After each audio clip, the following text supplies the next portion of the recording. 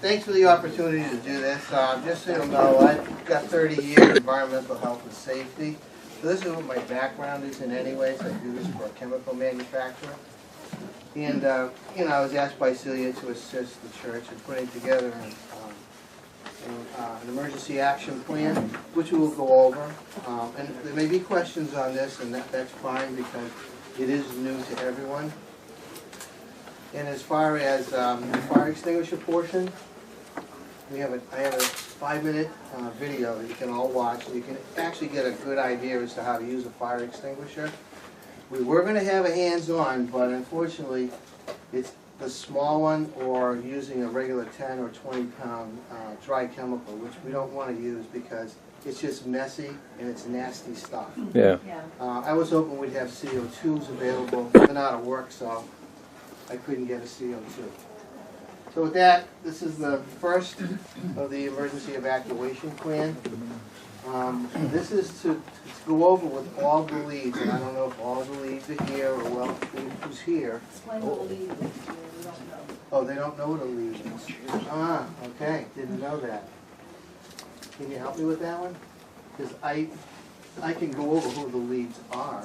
Right, well, what is a lead normally, in general terms? What is a lead person? What do they Oh, do? what is a lead person? Right. Okay, I thought the lead was the church, but that's okay. A lead person will be an individual who will take control and coordinate and assist with the emergency evacuation in the event that the fire alarm will go off, okay? And that's what these people are. Okay, so we're gonna discuss, we're gonna go over that portion. I thought that was a church term, that's why I was a little confused. We'll go over that portion. We'll go over the roles and responsibilities for each group as well. Now, it's Huntley, but in her absence, there should be a backup. That if the fire department does come on site, someone has to communicate with either the chief that comes on site or the lieutenant that comes on site, but there's going to be a commander that comes on site, and he's going to want to know where the incident is and a whole bunch of other questions, and there has to be someone who can communicate that information to it, because otherwise there'd be mass confusion. And then, again, I discussed, understand, and know how to use a fire extinguisher. We can go over it, I can explain it, and we can watch a video on it, but I was hoping to have a hands-on. So the program lead, as we said, is Huntley. She's going to be the liaison between the fire department and... Because my role as the senior warden will come to an end at a certain point. There will always be a change of that particular person unless it's someone who's in property or someone who's in a permanent position. Yeah, and I kind of discussed that later on, but this document is going to be a living document. There are going to be changes. There are going to be people who are leaving their roles and responsibilities, so that obviously has to be passed. But as it stands right now, today, Huntley is the program lead. The ushers, from what I understand, fall under Cheryl South. Yay, Cheryl. Yeah, fearless leader. Right? Our leader. They're the leader of the ushers, right? So, with that said, the ushers will be, I don't know if they know this yet or not, but they will be responsible for, to assist and evacuate the congregation. Okay, so if anything happens during church services, obviously people just can't sit around. There's a reason an alarm is going off. Provide assistance to individuals that may be in wheelchairs, some that may have crutches or other sort of walking devices, and someone had a hip surgery and can't move that far. That's a joke. Not everyone. They weren't laughing about it. And again, direct all the members and non-members, those just coming to visit, where to rally, what to do, because there's going to be mass confusion. Because you're not all used to it, so it will be mass confusion. Okay. Those in charge of children, which would be Christ Lambs, Sheepfold, the nursery, would be those following individuals: Maud, Andrea, and Jean. Again, someplace there has to be a way to evacuate the children safely out of the way. I don't know what the procedure is here in-house, but obviously, we don't want parents, and somehow that'll have to be communicated, not to try to go place deeper in the building and get my child. They're left under your care, or the care of these individuals, so they should be accounted for and evacuated accordingly. Again, Children's Ministry is Father Brian, so I guess you have charge of the whole of everyone, so you just gotta make sure that all of that information gets communicated, so again, individuals will know what they're supposed to do. Because I'm telling you, after seeing the lunchroom today, that could be kind of chaotic.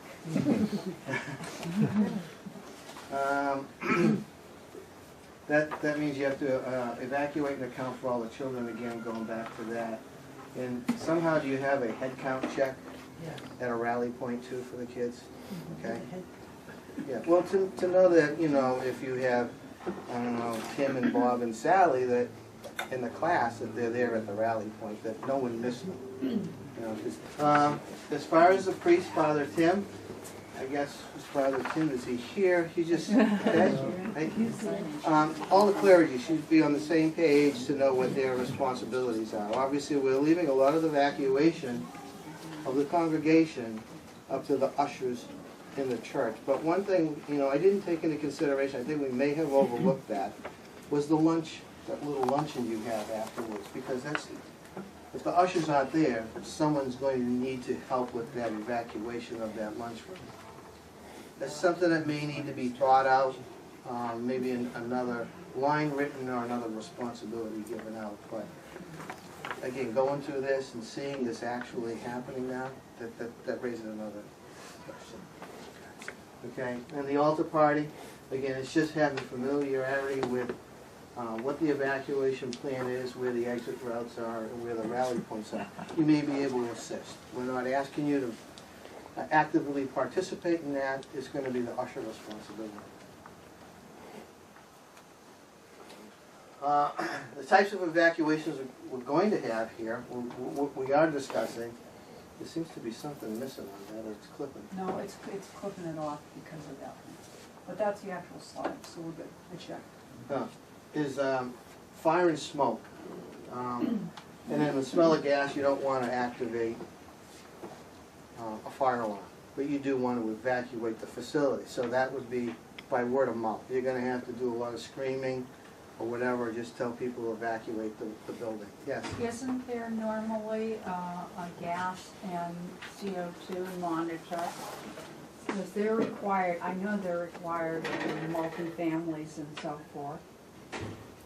That is being looked into now, because if we have the Family Promise program beginning, if you have anybody overnight in the facility, you have to have carbon monoxide and smoke detectors hardwired into your fire alarm system. That is being looked at now, and we are, with the financing of it, we didn't realize to begin with how expensive it was going to be, but that will be definitely happening. Yeah, that's carbon monoxide. She's asking about gas. You have natural gas in the building? Yes. We do. Yes. So do you have any gas detectors? Yes. And that's just by the kitchen area, if I Yes. recall, right? Yeah. The heating system, no? Gas heating is right So here. you must have one for the heating system? No one Not really really. knows? Yeah, so I think as you go through and you upgrade the whole system, Right. you should have a gas monitor by that's tied into the alarm of some sort too as well. But again, you know, we're gonna focus on smoke and fire, which is the fact that if someone does smell gas, you're just gonna, and there's a lot of people in here, you're just gonna need to make sure that we evacuate all individuals and call the gas company as well as the fire department. You can call them. So those would be manual calls, okay? So again, fire and smoke. Now, I talked to Huntley earlier. The first and foremost thing is no one in this room, probably no one in the congregation, is a professional fluid anyway. So what we always ask is that you pull the alarm, because you want to get everyone out of the building, and that's the priority, is to get everyone out of the building first. Okay? And then that automatically triggers the building evacuation. Got a question? Where are the alarms? Yeah. Where are the alarm pull stations? All around. Okay, right, we'll do, And Jerry, I understand if you smell any gas at all, you do not do that? don't pull the alarm, because See, I think people, if they think something's wrong, there's liable to be somebody from the congregation who will just go right and think, wait a minute, pull the alarm. well, it's an electrical connection, and if there's gas in the area, Yeah. you're gonna smell it and there's one there, you're not gonna wanna pull it. Right, I Why, realize that. why risk it, you know? It's important, it'd be a natural thing for somebody to do that. Yep. Shouldn't there be someone here who knows the procedure? Because normally if you're sitting in a congregation, you have no idea that we have gone through this training. And people might actually pull that if they smell gas or smoke or something. Yeah, the idea, if I can just interrupt, is to somehow do a mock or a beta evacuation of the entire congregation during an actual service. A drill. We're just really waiting for the weather to be better, to be honest with you. And we will actually have to go through an evaluation, and then those of us that are leads will come back in here and say, okay, what went well, what didn't go so well, what did we forget? Like the luncheon, that threw both of us today, I went, whoa. Yeah, This yeah. could be really frightening because who takes the lead in that environment? So the idea is we go through the training today, the leads are identified, or at least most of them. There are some obviously that we forgot about. But that we actually go through first one.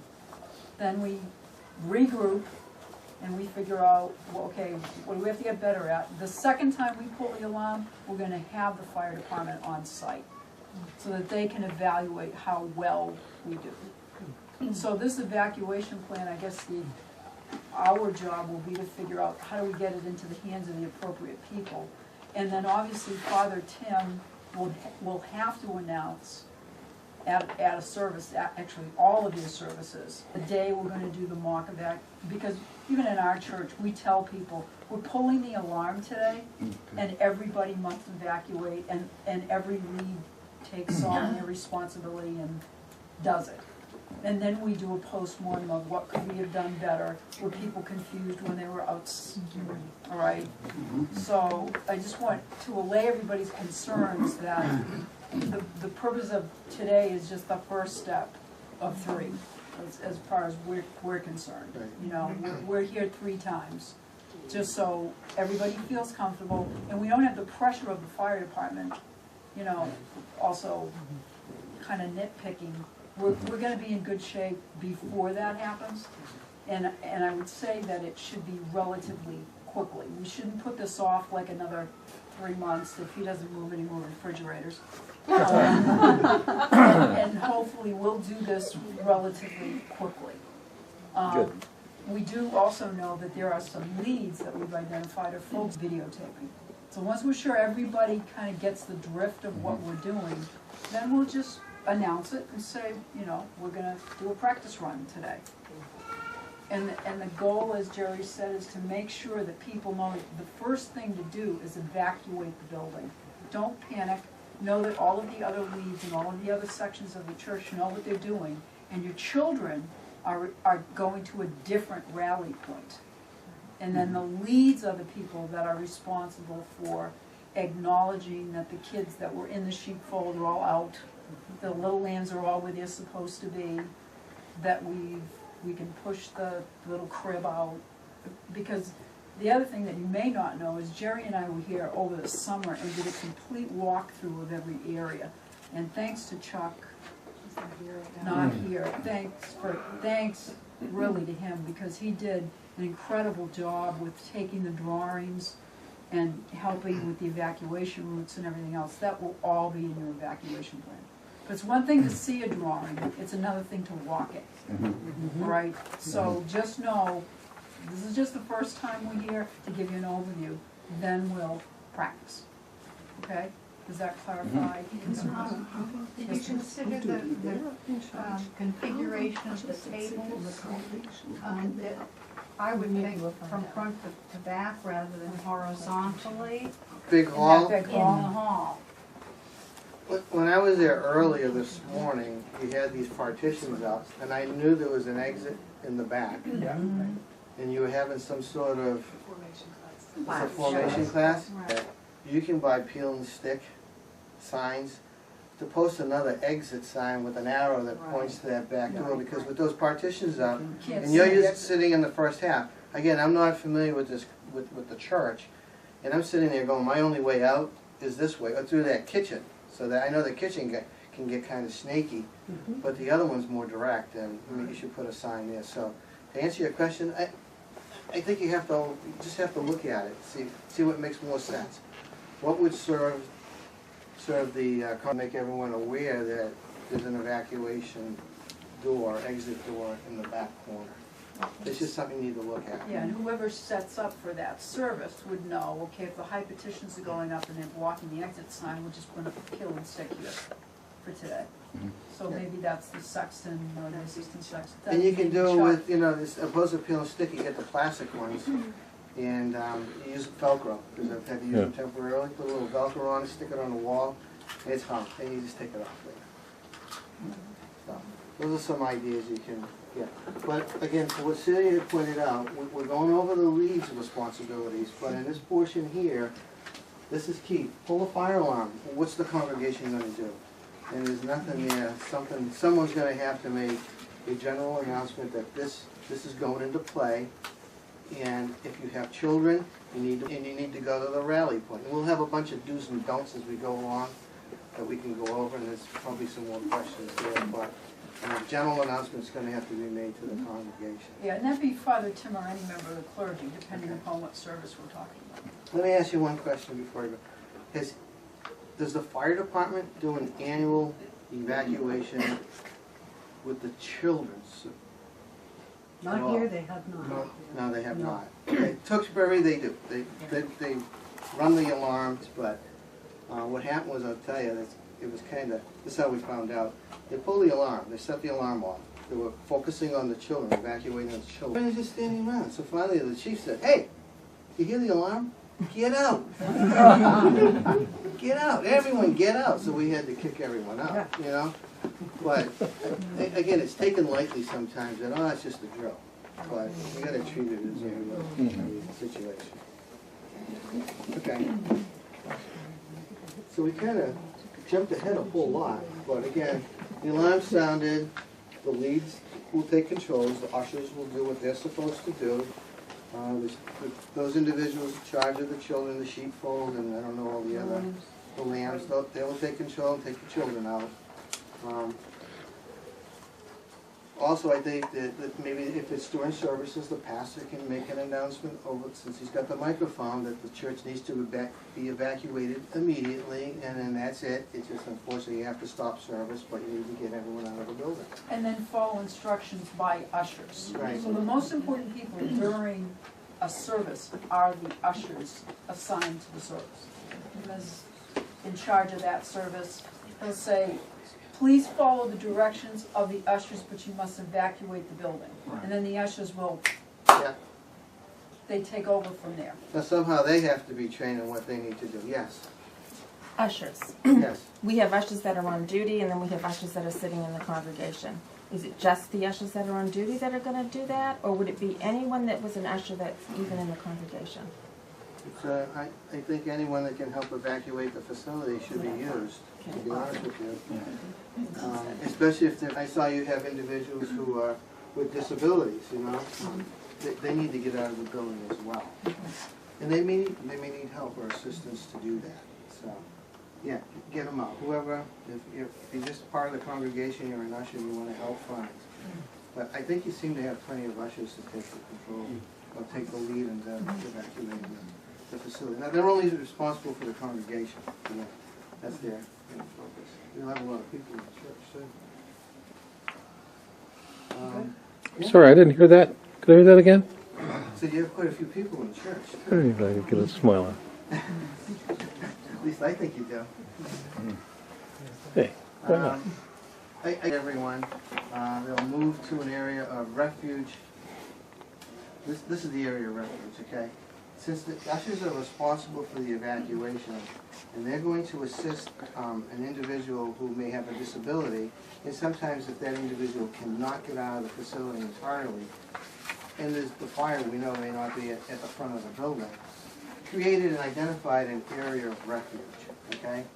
Whereas an usher will move the individual to this baptistry room, which is out front, and get the person there safely, and then send the second individual out to the rally location or to the fire commander and say, we have an individual, we need some assistance, we can't get this person out of the facility. They can direct firemen into the building to get that individual out. So that's the safest way, because if you're gonna try to get someone out in a wheelchair, maybe you can't do it yourself physically, you don't wanna dump anything. But there's steps down into the baptistry. It seems like it'd be Yeah. easier to get out of the building and Yeah. get into the baptistry. It would be. Yeah.